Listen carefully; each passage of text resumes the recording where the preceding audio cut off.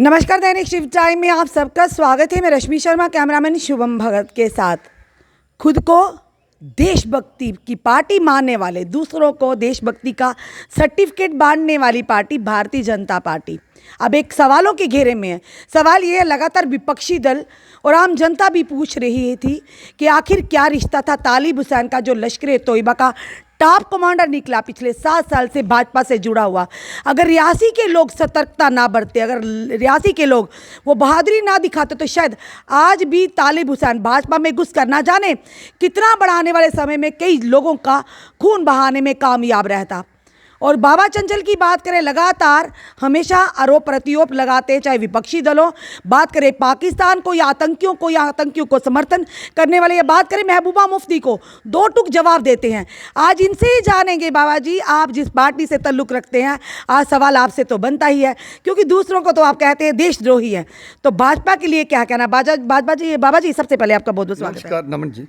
बाबा जी, जब भी कोई बात होती है, कोई भी बयान आती, चाहे महबूबा मुफ्ती हो, चाहे फारूक अब्दुल्ला, चाहे कोई और हो, विपक्षी दल हो, आप भाजपा को बड़ी अच्छी तरह से कवर अप करते हैं और कटाक्ष करते हैं कि देशद्रोही लोग हैं, देश विरोधी लोग हैं। तो आज आपके पास इसका क्या सवाल है कि 7 साल के लश्कर तोयबा का टॉप कमांडर तालिब हुसैन घुसा रहा भाजपा में और भाजपा को खबर तक नहीं हुई, इतनी लापरवाही, क्या कहेंगे?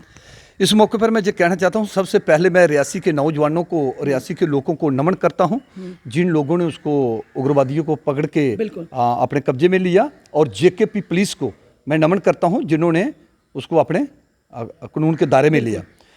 दूसरी बात मैं ये कहना चाहता हूँ, जो कि हमारे बीजेपी के जो लीडर हैं, सब बीजेपी के लीडरों को खतरा था। उसने एक बहुत बड़ा प्लान बना के रखा हुआ था। जैसे आपके पास मैक है, इस मैक के थ्रू वो कहीं भी गन फिट करके हमारे बीजेपी के लीडरों की हत्या कर सकता था। और जो शुक्र है उस भगवान का, नहीं, बीजेपी के नेताओं की चिंता है, जो जनता वहां पर जाती है भाजपा हेडक्वार्टर में। और एक मिनट बाबा जी, एक चीज, जिन बीजेपी के जो आला जो नेता हैं, उनके साथ फोटोग्राफ थी गृह मंत्री देश के अमित शाह जी के पीछे बैक साइड खड़े हैं, युगल किशोर शर्मा जी के साथ बड़े गले मिल के, और हमारे रविंदर रैना जी तो छोड़िए ना, वो तो बड़े ही दरिया दिल है, वो तो बड़े अच्छी तरह से उनको गुलदस्ते पेश कर रहे हैं, उनके साथ गले मिल रहे हैं।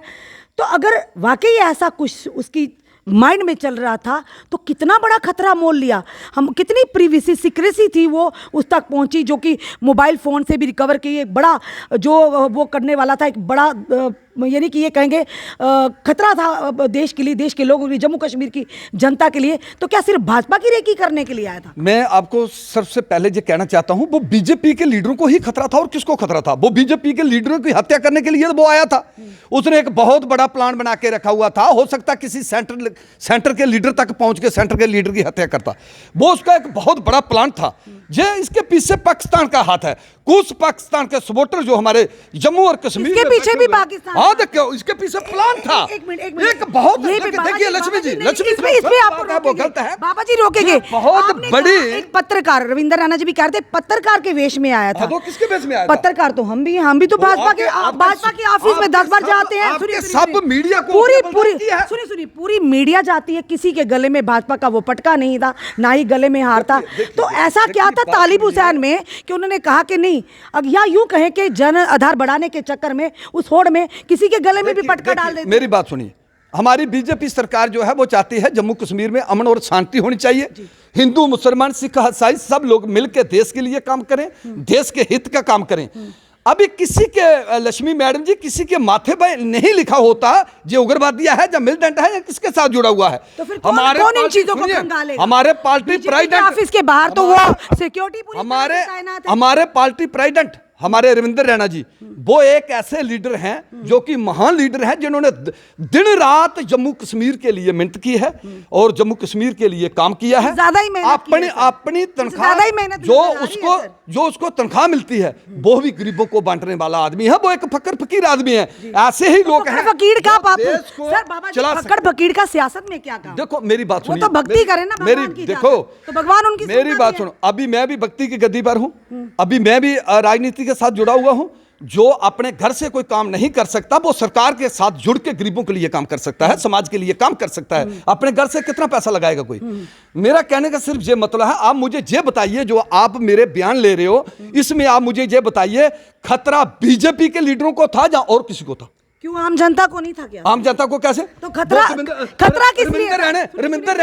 रविंदर रैने की हत्या करने के चक्कर में वो पड़ा हुआ था। सुनिए ना सर, बीजेपी के सर एक एक जान बहुत कीमती है, तो गलती भी तो भाजपा की थी ना, पटका भी तो भाजपा के नहीं डाला किसी के था। माथे पर नहीं लिखा हुआ है भाई। तो फिर ये अंदाजा लगाए ना जाने कितने और तालिब हुसैन छुपे हैं भाजपा में। सवाल तो ये भी आएगा ना जाने अगर आपने कहा माथे पर नहीं लिखा है तो क्या किसी भी मेंबर को शामिल करने से पूरी पहले जांच हो रही है। उनकी वेरिफिकेशन नहीं बीजेपी सरकार उनकी वेरिफिकेशन नहीं होनी चाहिए? सेंटर किसी से को भी आप आने देते हैं अंदर, सर? सेंटर से लेके जम्मू तक अभी जो बात सामने आई है, एक नई अगर नीति, यही चीज विपक्षी दल की तरफ से हुई होती, एक नई इस समय नीति- पूरी भाजपा ने पूरे देश में हाहाकार मचाई होती। आप भी बोल रहे होते। मैं बता रहा हूं आपको, एक नई नीति बनाई है, सबको खंगाला जाएगा, सबको कानून के दायरे में, सीआईडी के दायरे में, सिक्योरिटी के दायरे में लिया जाएगा, सबकी इंक्वायरी होगी, कौन कौन कैसे हैं, क्या किसी के माथे पर नहीं लिखा होता इसका मतलब नहीं पहले बीजेपी के लीडर जादू सीखें फिर देखें इसके माथे पर क्या लिखा हुआ है। वो बात नहीं है। खतरा था हमारे रविंदर रैना जी को, हमारे बड़े बड़े लीडरों को खतरा था, और बड़ी साजिश को, बीजेपी के लीडरों की हत्या होती तो उसका फायदा और लाभ किसको हो सकता है वो आप बेहतर जानते हो। ये बीजेपी के लीडरों को बहुत ज्यादा खतरा था। मैं नमन करता हूं रियासी के लोगों को जिन्होंने ये सामने लाया, और सुनिए आपकी मीडिया को भी उसने बलिदान किया है। आपके मीडिया के थ्रू ही वो बीजेपी में अंदर आया था, टर्न किया था उसने। लेकिन कहने का मतलब है ऐसे लोगों को चौक में खड़ा करके गोली मारते हैं, ऐसे लोगों को बख्शना नहीं चाहिए। कह रहे हैं कानून सख्त देगा उनको। कह रहे हैं सर, कहीं ना कहीं चूक तो भाजपा के नेताओं से, भाजपा से तो हुई है। यानी कि आप लोग जन आधार बढ़ाने की होड़ में किसी के गले में भी पटका क्यों? जब आप लोग उनकी मेंबरशिप करते हैं, क्या कैरेक्टर सर्टिफिकेट नहीं चाहिए होता, वेरिफिकेशन नहीं चाहिए करनी होती? आप कहते हैं माथे पर ना लिखा, फिर ना जाने कितने, और भाजपा में जो भी समय है और भी कई लोग ऐसे निकल कश्मीर में ताल तालना, जो देशद्रोही हैं, इनका ताल तालना बहुत मुश्किल बात है। ये बीजेपी ही है जो इनको ताल रही है। पिछले 70 साल का जो इन लोगों ने खिलवाड़ किया है जम्मू कश्मीर के साथ, वो आप बेहतर जानते हो कितना खून खराबा हुआ है पिछले 70 साल का। वो बीजेपी ही एक ऐसी सरकार है जिन्होंने फैसला लिया गोली खिलाओ, उग्रवादियों को जम लोग भेजो। ये एक बीजेपी ही ऐसी सरकार है जिन्होंने सनातन धर्म को बढ़ावा दिया। आज हम सनातन धर्म के लिए अगर लड़ रहे हैं तो बीजेपी सरकार ने सनातन धर्म को जागृत किया है। वो सनातन धर्म जिसमें पूरा संसार बीजेपी सरकार नहीं, क्यों? हर धर्म, अपने धर्म का तो हर देशवासी इज्जत करता है। जो भी हिंदू समुदाय के लोग, हर कोई सनातन धर्म का इज्जत करते हैं। बीजेपी ने ठेका लेके रखा है क्या? भाजपा ने ठेका लेके रखा है? मैं बताता हूँ, भाजपा ही एक धर्म को जागरूक करने वाली, क्योंकि हर देशवासी हर एक हिंदू समुदाय का हो चाहे मुस्लिम समुदाय, हर कोई अपने धर्म की इज्जत करता है। सर मैं आपके धर्म के थ्रू, आपके मीडिया के थ्रू जो पूछना चाहता हूं, हमारा उत्तरवेणी प्रमंडल इतना बड़ा देवत स्थान है, आज तक पिछले 70 साल का पिछली सरकारों ने उस पर डिमांड क्यों नहीं करवाई? हमारी माता वैष्णो है, वहां डिमांड क्यों नहीं कराई पहले? तो अमरनाथ जी के लिए अमरनाथ जी की बात सुनिए, हमारे ऐसे ऐसे देवत स्थान हैं जहां रोड नहीं पहुंचा। क्यों? अमरनाथ जी हमारे सुनिए, हमारे देवताओं तक अमरनाथ की बात करता हूं मैं, अमरनाथ यात्रा का पिछले 70 साल का सरकार ने रोड क्यों नहीं पिजाया? आज बीजेपी ही सरकार है, हर मंदिर को देख रही है, हर देवता स्थान को देख रही है, सनातन धर्म को बढ़ावा दे रही है। जम्मू से लेके पुंछ 4x रोड बना रही है, जहां 7 घंटे लगते थे अभी 3.5 घंटे लगेंगे। ये बीजेपी ही सरकार है। बीजेपी ही सरकार जम्मू कश्मीर को बचा सकती। सुनिए पिछले 70 वर्ष के हमारे नौजवान हैं, इंडिया आर्मी के बेल्ट फोर्स के जवान बॉर्डर पर बैठ के किसी मिट्टी की ढेरी का आड़ लेकर, कहीं किसी पेड़ों की आड़ लेकर पाकिस्तान से युद्ध करते थे। हमारे राजनाथ सिंह जी, हमारे प्रधानमंत्री नरेंद्र मोदी जी, हमारे अमित शाह जी, जिन्होंने एक फैसला लिया हर पाकिस्तान के बॉर्डर पर बैंकर बनाए जाएंगे, हमारे जवान जो हैं वह पाकिस्तान के साथ युद्ध कर सके, हमारे जवानों का नुकसान ना हो। ये बीजेपी सरकार ने किया।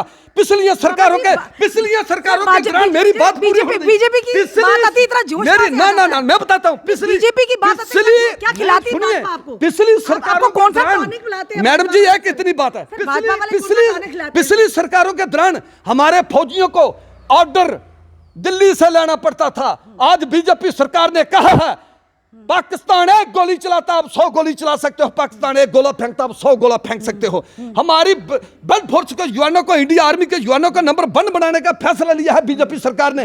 आज वो जवान बॉर्डरों पर डिप्टी देते हैं तो हम चैन की नींद सोते हैं, अपने बच्चों की पालना करते हैं। मैं नमन करता हूं हमारी सुरक्षा बलों की बात करें, जम्मू कश्मीर पुलिस की बात है, पैरामिलिट्री फोर्सेस की बात हमें वो प्रधानमंत्री चाहिए जो जवानों के बीच जाए, जवानों का हौसला बढ़ाए और जवानों की मदद करे, जवानों के लिए मुनीशन खरीदे, जवानों को पावरफुल बनाए। तो वो प्रधानमंत्री नरेंद्र मोदी। बिल्कुल सही कहा आपने, जिंदाबाद। पर एक चीज वो भी है ना, जो सड़कों पर बैठे हैं वो कहाँ के नौजवान है? क्या वो बाहर देशों से आए हैं सर? जो सड़कों पर नौजवान बैठे। मेरी बात आपने बोला, बाबा जी हमारी बात बोलने दीजिए ना। डेली वेजर्स पिछले कई दिनों से लगातार 1 महीने से ऊपर हो गया काम छोड़ हड़ताल पर है। हमारे FFA, आप बात करते हैं देशभक्ति की, हर एक देशवासी देशभक्ति का जज्बा दिल में रखता है। इसे भाजपा या किसी और से सर्टिफिकेट की ज़रूरत नहीं, किसी भी देशवासी को। बताना चाहेंगे फाइनेंस अकाउंट असिस्टेंट के बच्चे लगातार पिछले 8 दिन से बारिश में, धूप में, उमस में प्रेस क्लब के बाहर बैठे हुए हैं। आप बात करते हैं नेताओं की, हम कोई दोराहे नहीं, काम हो रहे हैं, डेवलपमेंट के काम भी हो रहे, 4 लेन्स बन रही है, रिंग रोड बन रहा है, बाकी बेमिसाल बन रहा है। पर जवाब ये है कि जनता को मूल सुविधाएं भी चाहिए, युवाओं को रोजगार भी चाहिए। अगर वाकई आपके नेता इतने सक्षम होते कि वो लोग जो आज 8 दिन से फाइनेंस अकाउंट असिस्टेंट के बच्चे बैठे एक बार मिलने नहीं आए, आप भी नहीं गए मिलने के लिए। एक चीज आप बात तो कंप्लीट करने दीजिए। JKPSI का इतना बड़ा घोटाला स्कैम हुआ कि वहां पर लेफ्टिनेंट गवर्नर ने 3 मेंबर की कमेटी का गठन किया गया और उन्होंने पुष्टि की घोटाला हुआ है। तो अभी तक क्यों नहीं वो नाम आए सामने? क्यों कोई FIR नहीं लगी? क्यों युवाओं के भविष्य के साथ खिलवाड़ किया जा रहा है? मैडम जी, मैं आपके चैनल के थ्रू ये कहना चाहता हूं, मैं खाली पार्टी की बात नहीं करता हूं, मैं जवानों की भी बात करता हूं, देश की भी बात करता हूं, धर्म की भी बात करता हूं। मैं ये कहना चाहता हूं, जो भी हमारे दिल्ली वाले नौजवान हैं, उन नौजवानों को पक्का करना चाहिए। मैं सेंट्रल गवर्नमेंट के आगे अपील करता हूं, अपने गवर्नर साहब के आगे अपील करता हूं, नौजवानों को जो रोजगार देने का फैसला लिया है, जहां जो नौजवानों का हक बनता है, सबसे पहले मेरी डिमांड आज से 10 वर्ष पहले मैं जो आवाज उठाई थी, भाई नौजवानों को पक्का करना चाहिए। और गवर्नर साहब के आगे भी ये अपील की है और सेंट्रल गवर्नमेंट एक नई नीति जवानों पर बना रही है इनको पक्का करने के लिए, और पक्का करना बहुत जरूरी है। बच्चों ने पढ़ाई की है, बच्चों ने मेहनत की है, मैं जवानों के साथ हूं, हमारा हर लीडर जवानों के साथ। ये बड़ा ही महत्वपूर्ण सवाल है। सब इंस्पेक्टर की भर्तियों की जो लिस्ट निकली थी, साफ तौर पर कहा गया उसमें घोटाला हुआ है। लेफ्टिनेंट गवर्नर तक भी रिपोर्ट पहुंची, उन्होंने भी कह दिया आदेश CBI इंक्वायरी हो। और साथ ही साथ फाइनेंस अकाउंट असिस्टेंट के बच्चे वो कह रहे हैं स्क्रैप कर देते, लिस्ट को पूरा स्क्रैप कर दिया, ये सोल्यूशन नहीं है। आप फिल्टर आउट कीजिए ना उन लोगों को, उन बच्चों को जिन्होंने वाकई पैसे दिए हैं। और सबसे बड़ी बात ये आवाज़ आ रही है कुछ मंत्रियों के भी नाम आने की, जो हमारे पास सूत्रों के आधार पर पता चल रहा है। एक कोई पावरफुल व्यक्ति भी है जो जम्मू का दिल्ली में बैठा हुआ है और उसी का सारा मास्टरमाइंड है। अब दिल्ली में कौन बैठा है इसमें? बाबा जी आपसे पूछे, दिल्ली में कौन बैठा है? लड़के आए थे मेरे पास, इन लड़कों ने मेरे से डिमांड की थी और मेरी जहां तक वाइफ पहुंचती थी, मैंने वहां उन्होंने कहा CBI इंक्वायरी जो है वो होनी चाहिए। हमें CBI के लिए हमें जहां जहां मैंने बात करनी थी वहां वहां मैंने बात पहुंचाई। CBI की इंक्वायरी जो है वो शुरू हो चुकी है, वो इनकी पूरा जो सच झूठ है वो सामने आएगा। पर वो लोग क्यों नहीं सामने आएंगे जिन्होंने सारा घोटाला करने में मास्टरमाइंड थे? बाबा जी बात तो ये क्यों छुपाया जा रहा है? सुनिए, क्यों छुपाया जा रहा है? अगर कोई घोटाला करने वाला है, नौजवानों के साथ खिलवाड़ करने वाला है, उठा के गवर्नमेंट ने जेल में उनको बंद करना चाहिए। और मैं ये कह देता हूं, ये मैं कहना चाहता हूं, नौजवानों को हक दिया जाएगा। 8 वर्ष में बीजेपी सरकार ने क्या क्या जम्मू कश्मीर में क्या किया है? 8 वर्ष में मतलब कि आने वाले या चल रहे हैं? जो चल रहे हैं बेचारे 8 वर्ष से पिछले 70 साल का जो जंजाल बुन के रखा हुआ था पिछली सरकारों के दौरान, जहां पिछली सरकारों ने जो किया, सर एक मिनट, पिछली सरकारों ने बाबा जी जो किया, आज पिछली सरकारें किस जगह पर, मुकाम पर है?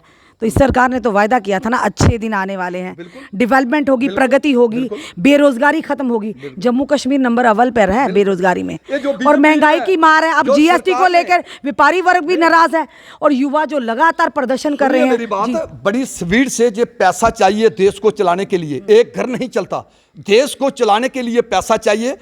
आप मुझे ये बताइए, नया जम्मू कश्मीर बनाने का फैसला एक गवर्नमेंट ने लिया है, इतने इतने बड़े काम लगे हुए हैं जिसकी हम तुलना नहीं कर सकते, काम लगे हुए हैं। 8 वर्ष में बीजेपी ने जो करके दिखाया है वो पिछले 70 वर्ष का नहीं था।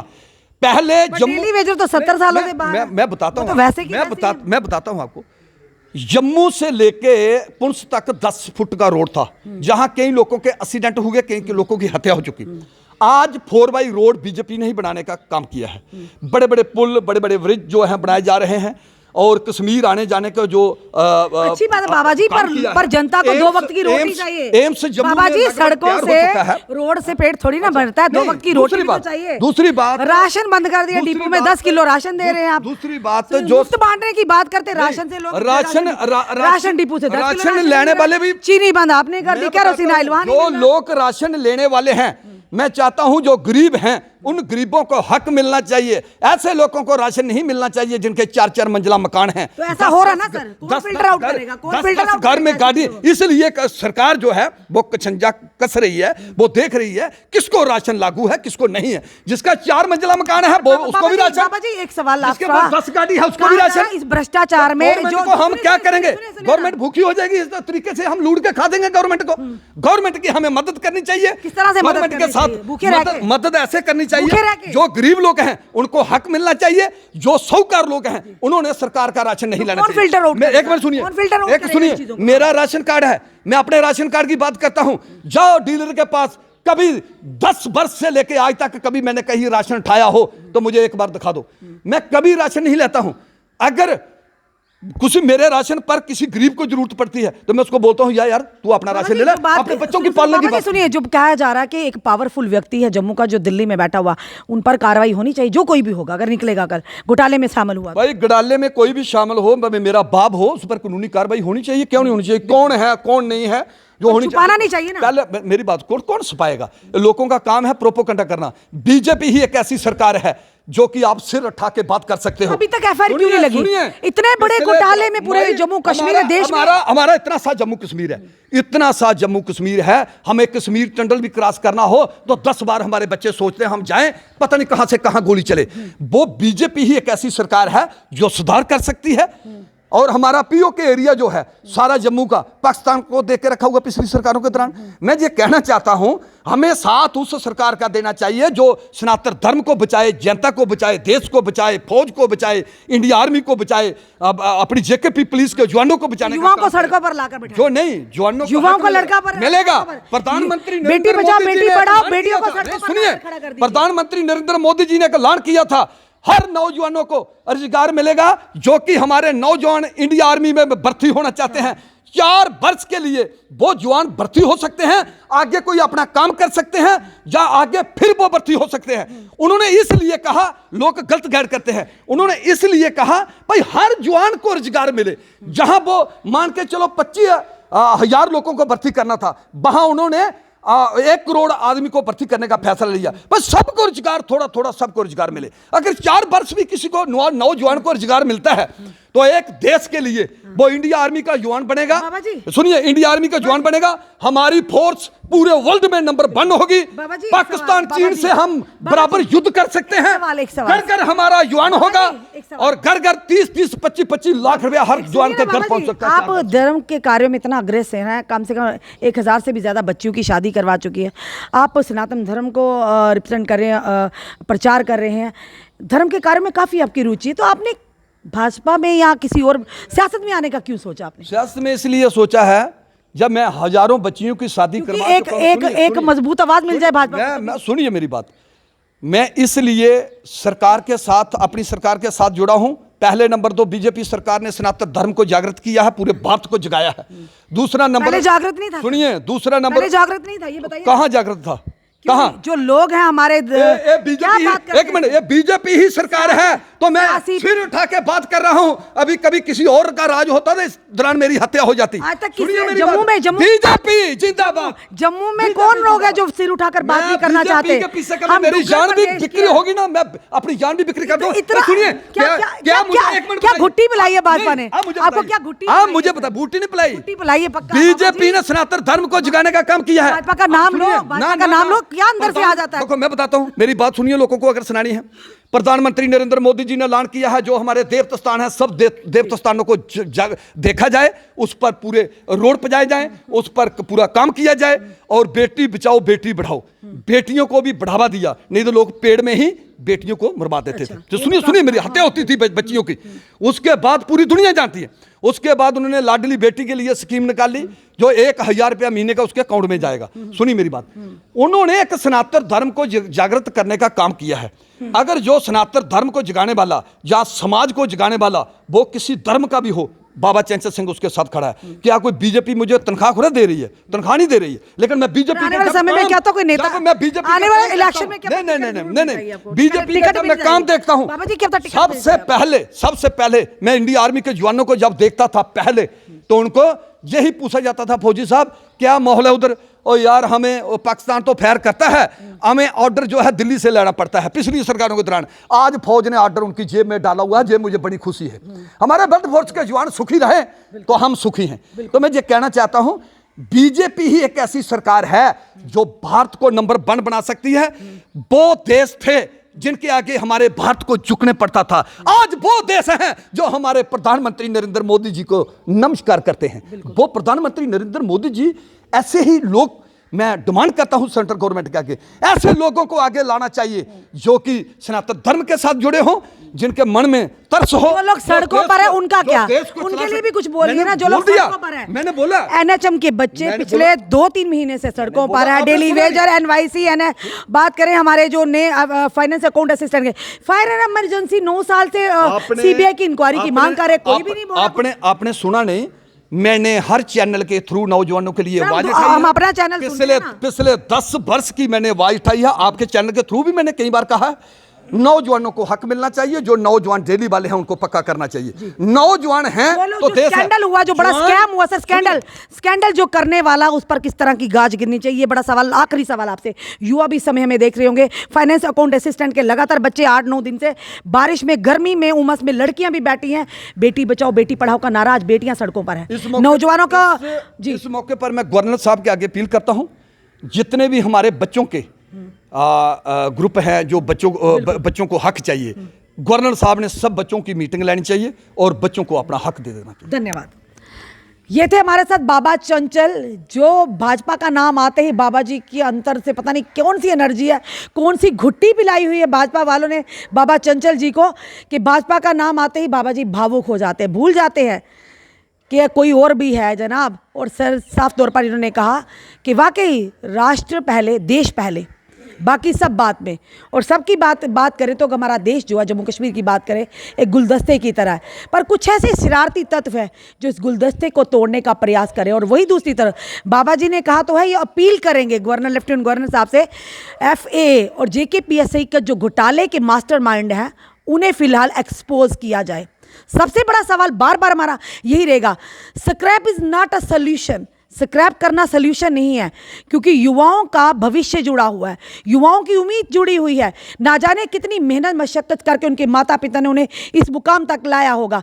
कई लोग ओवर एज होने वाले भी, और नेक्स्ट जब रीटेस्ट होगा ना जाने वो तब तक ओवर एज भी हो चुकेंगे। तो उनकी जिम्मेदारी क्या प्रशासन और सरकार उठाएगा या बड़े बड़े नेता उठाएंगे? क्यों चुप्पी साधी हुई है भाजपा के नेताओं ने?